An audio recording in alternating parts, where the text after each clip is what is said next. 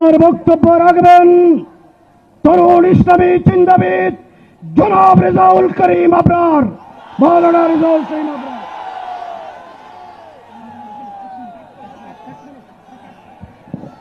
আসসালামু আলাইকুম ওয়া রাহমাতুল্লাহি ওয়া বারাকাতুহু। আজকের এই জনসমুদ্র থেকে আমরা প্রথম যে বার্তা দিতে চাই, 2024-এর জুলাই আগস্টের গণবিপ্লবের পর অনেককে আপনারা মুক্তি দিচ্ছেন।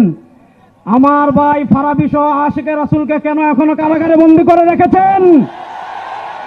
বাংলাদেশের সাতিমা রাসূল ইস্যুতে যতজন আশিকে রাসূলকে কারাগারে বন্দী করে রেখেছেন, অতি শীঘ্রই তাদেরকে মুক্তি দান করতে হবে।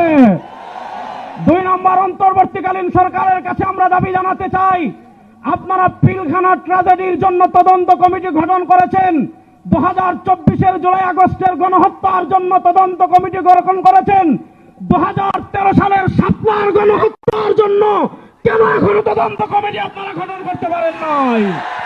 3 নম্বর, শেষ কথা বলে আমি শেষ করছি, আমরা এই তদন্ত কমিটি বাতিলকে আমরা এই কমিটি মানি না ইনশাআল্লাহ। পরিষ্কার ভাষায় বলে, একজন মুসলমান বাংলাদেশে জীবিত থাকতে এই নারী নীতি আমরা বাস্তবায়ন হতে দেব না ইনশাআল্লাহ।